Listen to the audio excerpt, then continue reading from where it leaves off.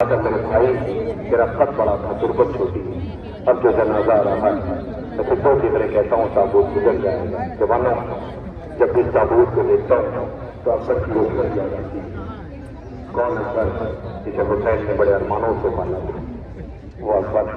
جب روتا ہوا مکھن میں جا رہا تھا اتنا پیاسا تھا کہ جس نے اپنے بابا سے پہلی بار 18 سال میں کچھ مانگا تھا، غریب باپ دے نہ سکا، آسمان کا روک کر کے کہا بار علاوہ میرے بیٹے نے پہلی بار کچھ مانگا۔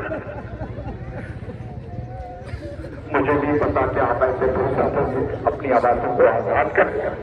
آپ جب اپنی آوازوں کو آزاد کریں گے تو بانیان نے جو اس میں اہتمام کیا ہے انہیں لگے گا کہ ہاں ہم نے جو محنت کی ہے وہ اس بارگاہ میں بزرگ میری آبادات لے رہے ہیں، تو سارا اہتمام صرف کے لیے رونے والے اپنی سے رونے والے تھے رو نہ سکے جو ان کا پرسہ دے گا۔ پہلی بار اکبر نے بابا سے کچھ مانگا تھا حسین نہ دے سکے، قبر لال اپنی زبان میرے ذہن میں دے دو، اکبر نے زبان ذہن میں دی، جیسی تھی ویسی واپس کھینچ رو کے کہتا بابا آپ کے زبان میں تو کنکر پڑے ہوئے روزہ کچھ کہانی اتنا کہا کہ بابا ضرور ہو گیا، یہ کہہ کے روتا ہوا آیا، گھوڑے پر سوار ہوا، چلنے لگا، بس 1 منٹ اور تابوت آ جائے گا میری طرف دیکھنا۔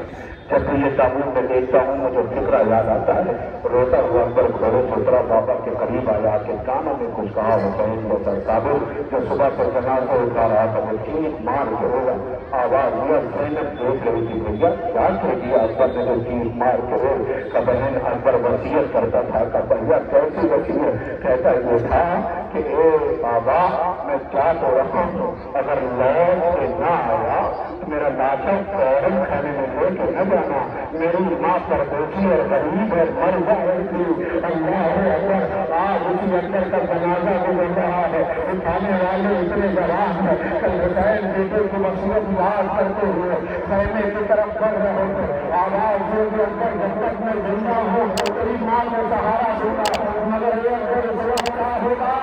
جب میرا چہرہ ہوگا